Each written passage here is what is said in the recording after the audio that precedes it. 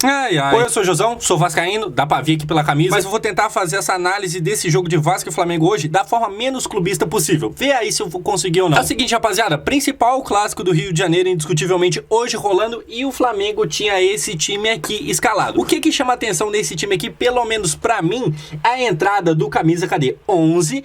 Everton Little Onion, o Cebolinha que não costuma ser titular, pelo menos não vem costumando ser titular no Flamengo, hoje foi, se eu não me engano, tava no lugar do Vidal, que andou sendo titular, hoje foi pro banco, entrou no segundo tempo, se eu não me engano foi no lugar dele, posso estar enganado, mas enfim, fato é que Cebolinha não costuma entrar de titular, hoje entrou. Já no lado do Vasco, a gente tem essa formação aqui, e o que mudou dessa aqui para as últimas do Vasco? Basicamente quase o time todo é igual, menos o Rodrigo. Quem que é o Rodrigo? É um rapaz aí de 21 anos de idade, se eu não me engano, que não tava tendo lugar. Ele começou a temporada jogando de titular, tava muito bem, a torcida tava gostando, é cria do Vasco, jogador novo, que tem um grande futuro, tava indo muito bem com o Barbieri. Aí o Vasco fez a negociação com o Chelsea pra trazer de volta o Andrei voltou pra Colina, e aí ficou um negócio meio lá, meio cá. O cara que era um destaque do time foi jogado pro banco sem mais nem menos, começou a atacar o Marlon Gomes, enfim, ele tinha perdido espaço. Não deu certo tirar ele do time, colocou hoje de novo. O Barbieri parece que meio que reconheceu que ele tinha feito cagada. E aí, como é que foi o começo do jogo? Hoje não tem nem anúncio da OneFootball, então já vamos direto aí. Clica no like já que não tem nenhum anúncio. O jogo já começa com o gol do Pedro. Lembrando, quem precisava de fazer gol nesse jogo de hoje, quem precisava de pelo menos ganhar de 1-0 era o Vasco. Mas quem abriu o placar foi o Flamengo, foi o Pedro. E aqui a gente vai ver o gol porque é o seguinte, o Pumita perde a bola lá no comecinho da jogada e ela desembola, o Capasso dá um semi-corte aqui, só que o Pedro de fora da área chuta e faz o gol. E eu tinha pensado que, falha do goleiro Léo Jardim. Mas aí se você vê, o Léo Jardim não conseguiu pegar porque a bola desviou ali no chute do Pedro. Méritos pro Pedro, que faz mais uma ótima partida, fez 2 gols hoje, deu uma assistência. E aqui, até então, os números dele eram esses aqui, 12 jogos na temporada, 12 gols. Aumentou isso ainda mais porque ele fez mais um gol. E aí tem uma polêmicazinha porque ontem a gente teve o Richarlison sendo cortado da seleção brasileira. Richarlison que é um camisa 9, tá ligado? O Pedro também é. O Pedro estava na Copa junto com o Richarlison. E aí eu pensei que quando o Richarlison fosse cortado, a primeira escolha era o Pedro, tá ligado? Não tem muita explicação na minha cabeça. Olha que eu sou vascaíno, demorou? Tô sendo bem sincero aqui. Não tem explicação não chamarem o Pedro pra seleção. Aí o que eles chamaram? O Yuri Alberto do Corinthians. O Yuri Alberto é ruim? Longe disso. Mas não faz muito sentido, tá ligado? Não tem muita lógica. Imagina que tem uma fila de quem tem que ser chamado primeiro. Pra mim era o Pedro. Vai dar errado o Yuri Alberto necessariamente? Não, talvez dá certo, talvez faz gol, talvez ganhe uma vaga na seleção de fato, não só nessa convocação, é um bom jogador. Mas assim, você vê os números do Pedro, se pensar que ele já estava na seleção, ele já tem uma base aí de ter jogado uma Copa do Mundo, por mais que ele não fez uma boa Copa, mas jogou, foi corajoso de bater pênalti contra a Croácia e tal. Por que não convocou o cara, tá ligado? Primeiro, não convocou pra convocação normal, aí depois o cara que tava na convocação normal, que é o Richarlison, foi cortado e não chamaram ele. Acho meio estranho. Se não tivessem chamado o Gabigol, igual não chamaram, mas assim, se a reclamação fosse Gabigol, eu até entenderia, porque o Gabigol hoje não é mais um centroavante de verdade. O Pedro não chamaram. Enfim, Flamengo 1-0, mas ainda era só o começo do jogo, o Vasco ainda tinha chances de conseguir se recuperar e marcar o seu gol. E foi isso que fez. O que acontece? O Vasco tem um escanteio, e aqui o meu mano Piton, ele cruza pra dentro da área, e o Capasso sobe de cabeça e faz o gol. Quando eu vi um cara branco, que só deu pra ver isso rápido, né? Um cara branco de cabeça fazendo gol, eu pensei, pronto. Pedro Raul, que foi muito criticado na partida contra o ABC por perder o pênalti, que eliminou o Vasco da Copa do Brasil. Eu pensei, pronto, agora o Pedro Raul fez gol contra o Flamengo, vai se redimir e tal. Mas na verdade, o gol tá aqui, é do Capasso, abraçando com o Piton. É impressionante porque assim, na hora rápida ali de cabeça meio muvucado, mal dá pra ter noção de quem é, mas aí, né, você percebe logo. Cadê o Pedro Raul? Tá ligado?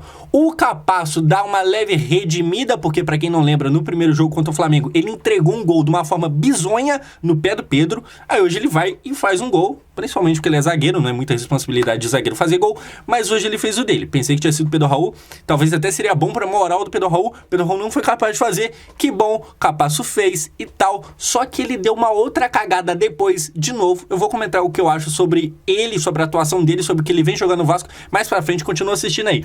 A gente dá sequência e olha só, tem uma bela jogada aqui trabalhada do Flamengo e tal, um dos raros momentos que o time do Vitor Pereira conseguiu funcionar. Bola vai de pé em pé e o Gabigol acaba não conseguindo chutar com muita força, mas foi uma bela jogada, tá ligado? O Flamengo do Vitor Pereira é um time que quando ganha, não ganha sempre, mas quando ganha, ganha meio que na base da muvuca, pelo menos é o que eu acho, comenta aí se você concorda ou não, mas esse lance aqui foi um raro lance que funcionou legal, trocando bola e tal, trocando passes. É um negócio que a gente via muito lá em 2019, era comum, era todo lance, era isso aqui. Bom lance. Do lado do Vasco, a gente tem aqui o Piton cruzando pra dentro da área, e aí chega o Pedro Raul, é só fazer, a bola passa raspando. Aí é aquilo, cara, não tem como deixar de criticar. O Pedro Raul veio pro Vasco com muita moral, vice-artilheiro do Brasileirão, esperança de gols, tá com os números bons? Tá, mas se você é vascaíno que acompanha de verdade os jogos do Vasco, você vê que, sei lá, o Pedro Raul tem 10 gols, dá pra ter 30, porque perdeu muito gol. Tá ligado? Pra ele fazer ele perde 3, 4, 5. Aí você vê que hoje em jogo grande, não faz.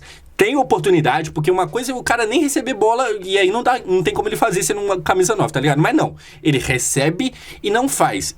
Assim, amanhã ou depois o cara pode encaixar no Vasco e começar a jogar bem e eu torço pra que isso aconteça. Mas ele hoje está devendo. Ele tem que render mais. Eu gosto mais dele fazendo função de, sabe, segurar ali, fazer uma barreira, fazer um pivô do que ele sendo um centroavante. Mas não é pra ser assim, ele é centroavante. Ele tá devendo e eu espero que consiga pagar isso para frente pro Brasileirão, consiga meter gol aí, parar de perder gol e parar. Enfim, foi substituído no intervalo. Falando em intervalo, a gente vai pro intervalo 1-1. O Vasco até então, apesar de naquele momento estar se classificando o Flamengo, o Vasco se fizesse mais um golzinho, passava, tá ligado? Porque no agregado dava Vasco. Então tava tudo bem, jogo bom, Vasco não tava jogando mal, Flamengo também tá conseguindo ali desembolar seu jogo, tava uma partida boa de se assistir, e aí o Vasco volta do segundo tempo muito melhor, criando aqui, a gente tem esse lance aos 11 minutos, que o Eguinaldo finaliza e o Santos pega, o Santos que voltou a defender muito bem, pelo menos na partida de hoje, eu acredito que vocês flamenguistas vão concordar comigo que ele tá muito bem, teve seu momento ali que foi muito questionado, aquela parada de não conseguir pegar pênalti, tava tomando uns gols meio, sabe, parece que dá pra pegar. Hoje jogou muita bola, lá no comecinho do jogo, o Pumita deu um chute quase que dentro da pequena área, ele pegou, depois no final teve um chute do Andrei, o Santos foi bem, e aqui, aquilo, o Vasco criou, jogou bem, amassou o Flamengo, acho que nesse momento ficou muito claro como que o Vitor Pereira meio que ganhou mais na sorte do que no juízo, tá ligado?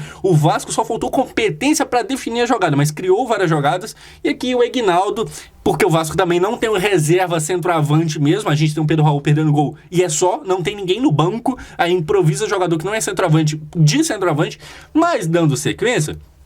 Aqui eu queria só perguntar uma coisinha pra vocês. Se você viu o jogo hoje, você sabe que ele foi transmitido pela Cazé TV, que é do Casimiro. Eu queria só perguntar a vocês, vocês gostam de ver lá? Porque eu particularmente gosto, mas tipo assim, o Casimiro é vascaíno. Aí pra mim é meio fácil. Só que na transmissão a gente tem o Beltrão, que é flamenguista, a narração é meio que sem time, tá ligado? Eu só queria perguntar aqui mesmo, porque foi um sucesso, teve 4,5 milhões de pessoas vendo o jogo, e pra mim, todo mundo que eu conheço, assim, que eu converso, mesmo os caras que torcem pro Flamengo, gosta. Queria só saber de vocês aqui, comenta aqui embaixo se você gosta de ver jogo quando passa no Casemiro, se você viu a Copa lá, se é da hora pra você ou não. Dito isso, esse momento que o Vasco tava apertando, teve essa falta aqui que o Pumita bateu e passou quase. Nesse momento, tava parecendo muito que o Vasco ia fazer o 2-1 e ia acabar eliminando o Flamengo. Aconteceu o quê? A torcida do Flamengo sentindo que mais uma vez o time não estava jogando bem, o que era verdade, o Flamengo não estava rendendo o que é pra render, porque, gente, vamos ser sinceros aqui, o Flamengo tem muito time. Hoje em dia, o elenco do Vasco melhorou muito, principalmente se você for comparar com as temporadas passadas, que era horroroso, parecia que os caras catavam gente que, você tem 2 pernas, então vem jogar. O Vasco selecionava o jogador assim. Hoje não, hoje tem um time melhor, mas ainda não compara com o Flamengo. Você vê os caras que vêm do banco do Flamengo, você fica horrorizado, tá ligado? É muito bom. Só que não rende, pelo menos na mão do Vitor Pereira. Vendo isso acontecer, vendo essa ineficácia do time, a torcida do Flamengo começou durante o jogo se juntar em coro pra chamar o Vitor Pereira de burro, burro, burro. O que eu acho que pode acontecer? Como o Flamengo vai pra final agora, vai jogar contra o Fluminense, pode ser que ganhe, pode ser que não ganhe, mas só por ter chegado na final, o Vitor Pereira aí vai ganhar mais uns 5, 10 jogos de Brasileirão antes de talvez ser demitido. Você, flamenguista, você gosta? Você acha que ainda dá pra ter esperanças no Vitor Pereira? Você acha que pode ser só um começo de trabalho ruim que depois vai melhorar? Você tá vendo crescimento ou já era ou é uma bosta? Comenta aqui. Eu particularmente não vejo o Flamengo crescendo. Hoje o Flamengo ganhou, mas ganhou sem jogar bola. Vamos dar sequência aqui Porque assim, aqui o lance do segundo gol que basicamente decretou a vitória do Flamengo logo depois da torcida xingar. O Rodrigo, que é muito bom jogador, cara, mas ele deu esse mole na cara aqui do Matheus França, se eu não me engano é o nome do mano do Flamengo, perdeu a bola e antes da gente dar sequência, que tem o erro do Capasso na continuação, que foi ainda pior do que o do Rodrigo, eu tenho que falar o quê? O Rodrigo, infelizmente, é um grande jogador, mas ele errou aqui hoje, tá ligado? Acontece, acho que até cansaço ajuda a acontecer isso. E naquele gol, jogo do Vasco contra o Fluminense, o gol que o Cano fez quase do meio de campo, quem entrega a bola pro Cano, ou pro jogador do Fluminense, não sei se teve alguém que pegou antes do Cano, foi o Rodrigo.